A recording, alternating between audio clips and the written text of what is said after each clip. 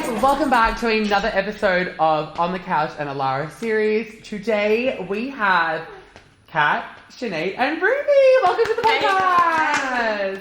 Welcome. So on today's episode, we're going to be talking about hair trends, social media, what's happening in the hair space, any new upcoming things that are going on. So, can you guys just go on the couch and talk about what you guys do in your position here at Alara? So I'm a senior colorist and stylist here. Also run the social media side of things as well. And I'm a senior hairdresser as well. I'm also the extension specialist, and I've been with Alara for 5 years, my whole career. And I'm also senior colorist and stylist, and I've just jumped on to start helping with the social media as well. Amazing. So guys, let's talk about the current trends that are happening in the hair space. What are you guys seeing that's, whether it be online, clients, or even just down on the street? I think very lived-in's in at the moment. Low maintenance. People don't want to be sitting in here for too long. People just want something easy, and they want to stretch their colours out to, 12 weeks, every 3 months. They just want something that's still impact enough that to you've got your colour done, but low maintenance, so they don't have to be in here for as long, but they can still last them as well. I think that's what's very No, I agree. I feel like for years it was always just everyone wanted to be platinum blonde. Yeah. And I reckon the start of my career was nothing but I think heads of foils. expensive brunettes are in, the brunette, that, old money colour that everyone uses, that, really ashy colour. That's what's really in at the moment. I feel like definitely going into summer, obviously you got your girls coming in that want to go lighter, but they're also not wanting to come in every 6 to 8 weeks. So definitely agree with what Kat's saying, coming into summer, people do want to look lighter, but they're not wanting to be here all the time. It's stretching. And with holidays and swimming and stuff, it's just... Especially going into summer, it's hard. Yeah. Well, how do you think social media is influencing these trends that you're seeing coming into the salon? God, it's massive. Everywhere. It's massive. They come up with all these names like the cowboy copper, the, again, expensive mushroom brunette. brown. Espresso. Everything's a trend. Everything's a trend. Yeah. And that's what is the social media is the biggest thing for it. Yeah. How you portray that, and that's what everyone brings in, what is saved on their Instagram. They've got a hair folder on Pinterest and Instagram. Let's talk about that. So you're going in for a consultation. Are they just bombarding you with their phone about, I want this, or what? 100%. And does that help? Do you find it a little bit harder to then give the client It what they want? It does help, especially for a client that, they might say a warmer blonde, but it's actually a completely different Not colour. it. It's not it at all. So having that visualization is so it's everything. Because you can say, well, that's actually not what you're looking for, because that's not what you're describing. And then we find something and it's like, oh no, I actually wanted something like that. Yeah, it really helps avoid miscommunication. Yeah. And then it's up to us, I guess, to use our sort of knowledge and our education to set sort of expectations.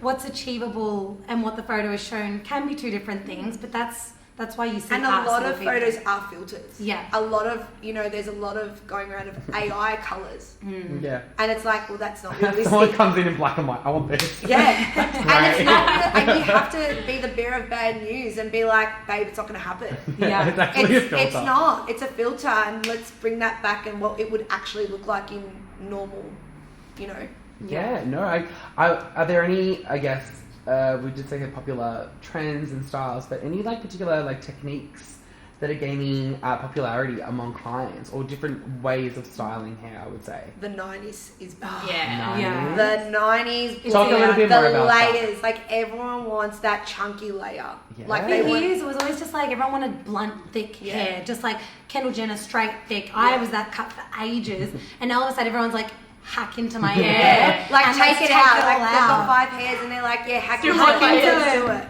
It's so wild. No, I love this.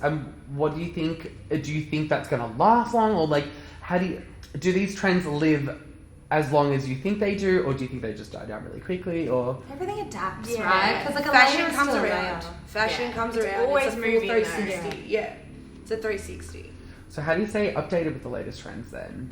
Are you guys Instagram? Yeah, but are you guys sitting there scrolling, or when do you guys find the time to sit there? I feel like people underestimate kind of how quickly things change, right? Because I think clearest example, like Kendall Jenner's just gone blonde. Yeah. She posted that photo, and within like a 12-hour period, I need to be back in the salon. No Kendall Jenner's color, because my first client now wants to look like that. Yeah. So I know you're a bit into footy, but I would not watch a minute of the footy, but I watched the entire Brownlow red carpet, because now we've got the races, right? Everyone wants what they're doing on that carpet. So you have to really know on the spot what everyone's doing to replicate You that gotta within be a day, on 2 trend. days. Because Yeah. that's when your hairdressers get left behind. Yeah.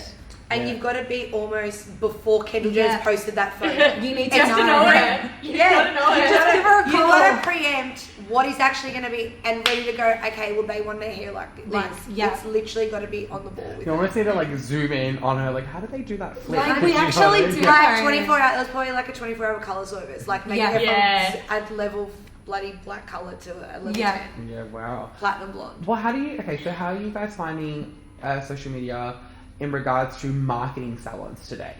So how are you guys finding, obviously, us promoting Alara and then promoting the techniques and stuff that we use? Because I know that you guys have your own individual accounts, and then how are you guys finding that as a stylist? Are you guys finding time to promote yourselves on your social media accounts, and then how does that relate back to the salon?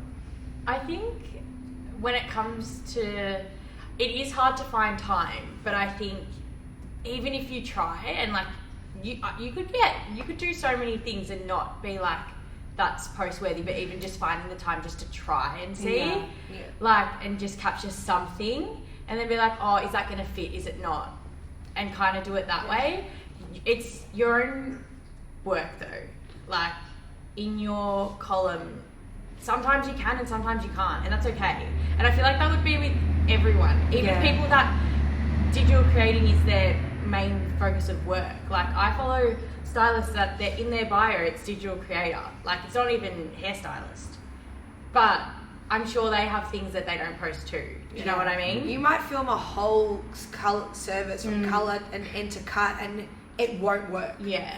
It just doesn't work. Like from obviously they might be from a certain and then the lighting's off when you're done their color. Like things just sometimes don't work, or there'll be a week where you don't post or you won't have content, and you're like scouring through months ago, and then you find Your it's like- content changes too. Like Yeah. I've kept every post up on my account from when I first started to now. And like some of my first photos, like, oh, give me such the ick. Like the angles, the lighting, the Yeah. color. I'm like, it's just It's so changed. awful. But like it is like it just It's a changes. journey. It's such a social journey. media is a separate job in itself. Yeah. And I think everyone doesn't see it that way. They just said, "Oh, just post a photo on social media, promote your work." It's looking into the back end of things as well. It's how are you engaging with your followers? Yeah. And Well, how that's do you guys manage that? How are you guys finding that? Do you get a lot of like people coming and be like, oh, I want this look, or do you get a lot of Yeah. people? Yeah. And how are you guys finding talking to them, relating to them, getting them into the salon to then apply that, or how are you guys finding that? I think it's literally them coming with a photo. Yeah. That's where Okay. it starts. Yeah. It's you might have a post that's been from 6 months ago, like, Yeah, and I'll be like, people will oh, store. did I do that color? Like I'll forget, and I'm Yeah. like, oh yeah, and they've saved it, and they're like, I've been waiting 6 months to come in to see, I want this, and it's something that since 6 months ago that I probably wouldn't have haven't done in ages, and it sticks. Well, what are some of the common mistakes that salons make when it comes to social media? A lack of social media, I think, in any business is a business killer. Yeah. Yeah. I will. Maybe this is like a real like young person thing to say, but I think I feel like you guys would say the same. I will never Google anything.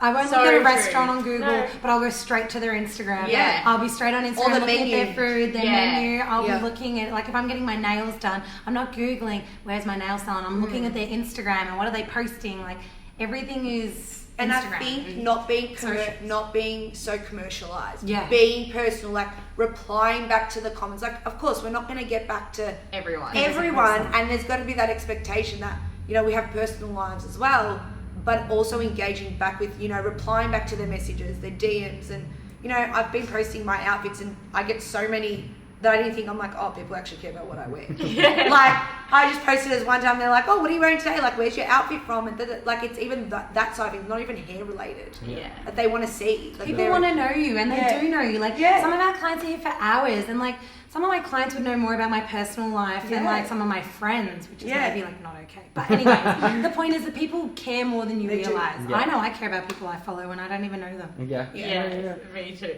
What sort of content do you think resonates with the clients the most? Real. The Being reels? reels. Reels. And being real in your reels. Yes. Like being authentic. Yeah. Yeah. Being you. Yeah. Not putting on that voice that you do to be professional. Like, just talk normal, be yourself. Like, Yeah. I've got the biggest wog deep voice as a chick as it is, and like it is. That's that's Engage me. with it. I was gonna say, so what strategies do you guys recommend for other salons to take on board then, in regards to interacting on social media, or what do you think is it, or what have you learned from your own social media practices to then share with other people to build their own online community? I think you got to start somewhere. Yeah. Like it's even like how Sinead just said, like her old posts give her the ick, so do mine. Yeah. You have to start somewhere. You're only going to evolve within yourself as if you start. So the best advice I would be is if you're not doing it is to just start. Yeah. Whether it's good or not.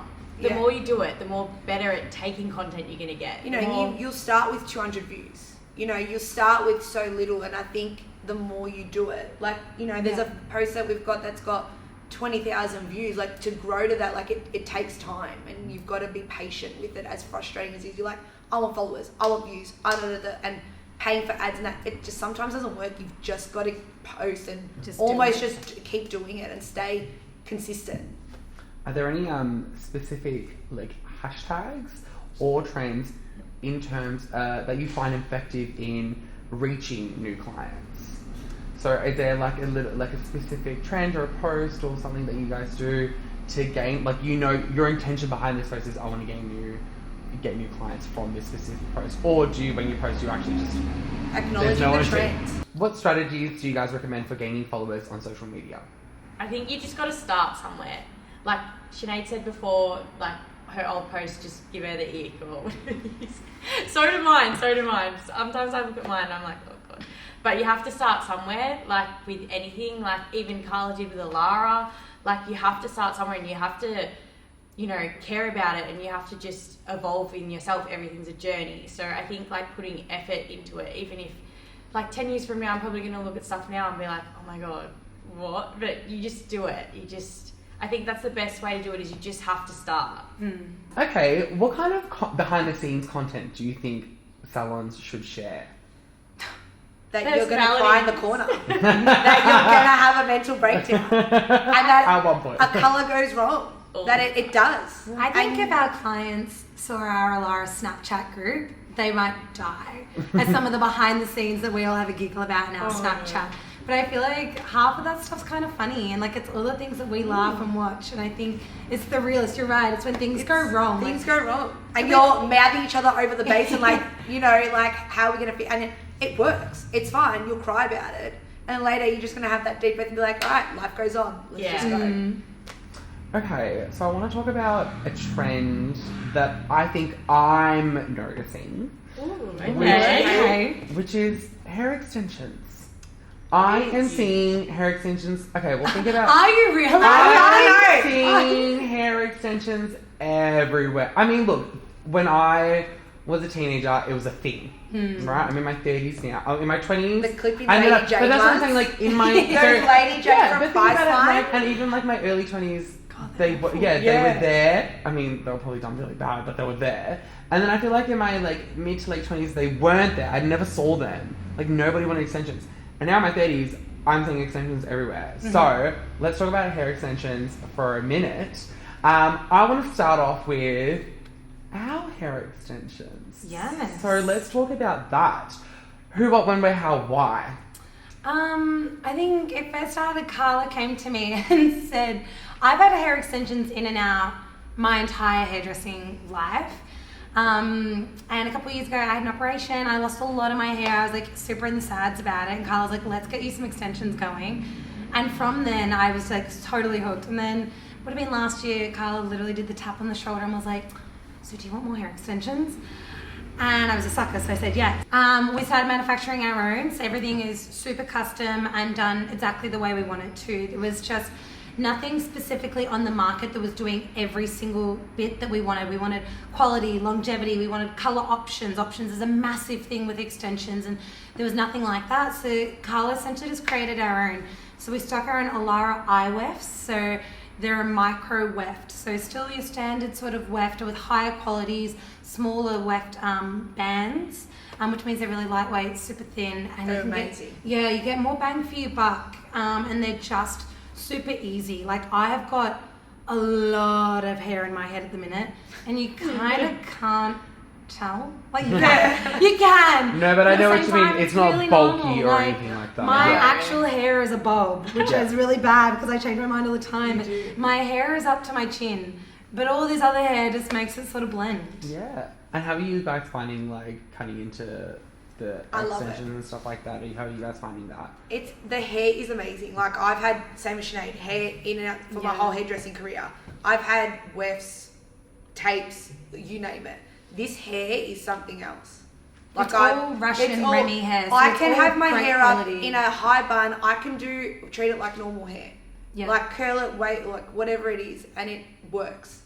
So how does one go about getting hair extensions here at Alara? It's so easy. I think the biggest myth in the industry is that hair extensions are so expensive, so bougie, so hard to get, and only select people can have them. But it's so easy. Like I say to my clients, just give us a call or DM me on Instagram, and it's as simple as a chat. Like I reckon I spend 90% of my consultation with potential clients just myth busting. They're like, is it going to do this? Is it going to do this? I'm like, no, yes, this, that. It's so easy. Like just call in and have a chat, and the process is very simple.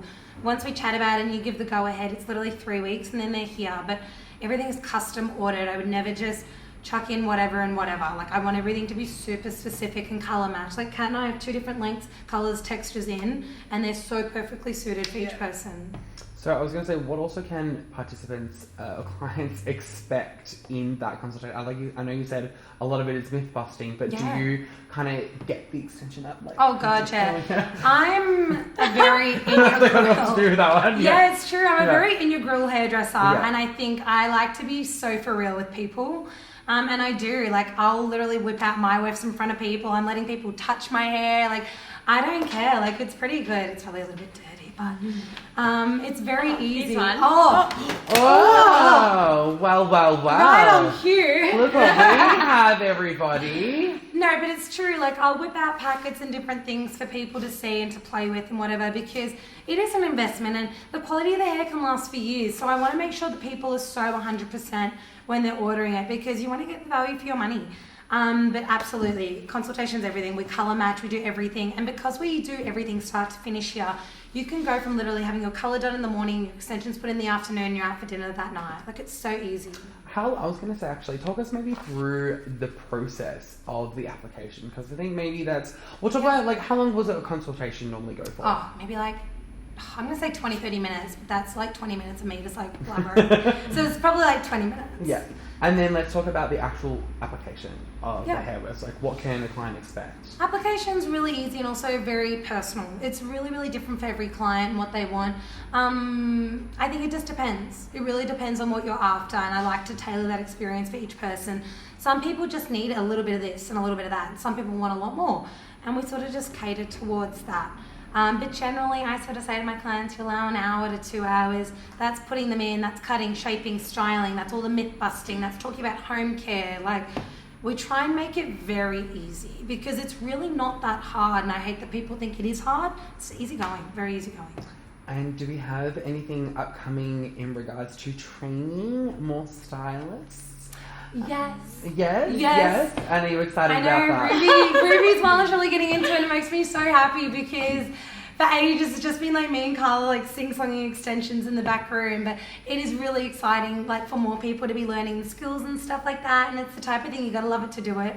And like Ruby did all my hair extensions, and I have 200 grams in, which is a lot of hair, but she did really well, and the training is really important because that shows who's really into it. But we've got such a massive team and now such a massive demand for hair extensions and so many girls that are so interested in it, so it's really epic. I get asked so much from my clients. Like, Yeah. do you love them? Like, do you like what do I need it for thickness? Like, and I'm like, yeah, go talk to Sinead. 100%. Like, I'll advocate for it, but Sinead's your girl. Yeah, I love it. Okay, so what advice then would you give those considering adding extensions in for the first time? What advice would you give them? I think like I love them on myself even before I knew how to put them in. So I'm always going to encourage someone to get extensions because I just feel so freaking hot when I've got my hair in.